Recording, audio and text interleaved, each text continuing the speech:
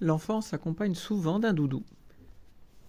On dit parfois, avec raison, que ce doudou est un objet qui lui appartient, une part de lui-même et une part de l'extérieur à la fois.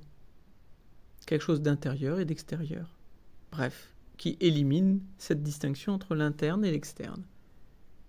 À la fois besoin d'une partie de soi à toucher, à modeler, à prendre dans ses bras, et aussi une partie de l'autre, que l'on peut tout aussi bien saisir. Avoir un autre qui est tout le temps avec soi, et avoir une partie de soi que l'on peut prendre pour objet, que l'on peut cajoler.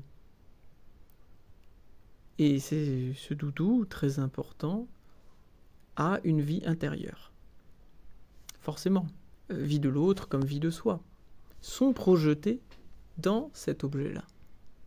Au point qu'un jour, un enfant, une petite fille, s'est demandé à mes côtés si son doudou n'en avait pas un peu marre d'elle.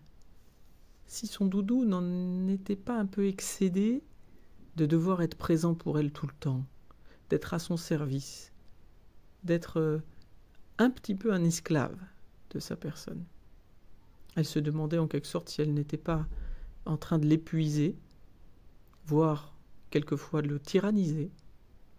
Elle se demandait quel était l'état mental de ce doudou et j'étais très content de pouvoir me poser cette question avec elle, de savoir avec elle quel est l'état mental de son doudou.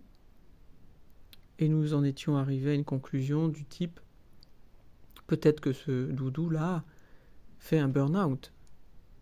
Le burn-out du doudou, quand on l'a trop sollicité, quand on lui a demandé trop de choses, quand il n'avait plus assez à donner. Et d'ailleurs, alliant le geste à la parole, c'était une sorte de doudou qu'on pouvait ouvrir par une fermeture éclair.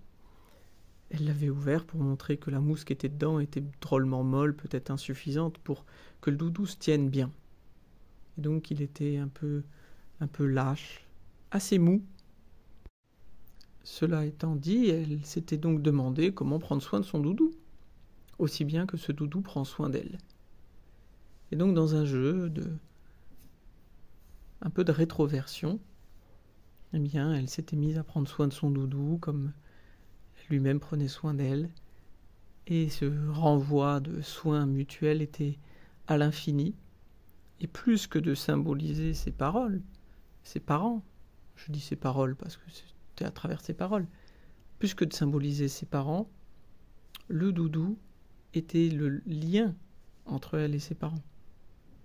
Il était par ce truchement-là, par cette liaison-là, par cet objet-là. Ainsi, la plupart du temps, l'enfant a toujours un rapport indirect à ses parents. Il ne s'adresse pas à eux, il s'adresse à des ersatz d'eux, souvent plus complets que les parents eux-mêmes, puisqu'ils ont été complétés par des parts de l'enfant. L'enfant, à travers son doudou, peut avoir une relation souvent plus complète que celle qu'il a avec ses parents. Plus complète, non pas dans le sens où il manquerait trop de choses et qu'il faudrait compléter la relation aux parents, mais qu'il y a une intersection entre lui et ses parents, parfois plus aiguë grâce au doudou.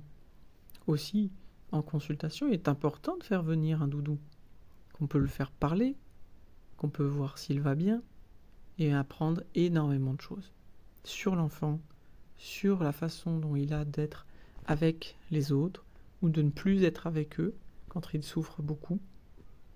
Donc prenons soin des doudous, et si on pouvait en France créer des consultations psychologiques pour les doudous, ça serait une grande avancée, et on pourrait faire la sémiologie, la nosographie même, des troubles qui touchent les doudous.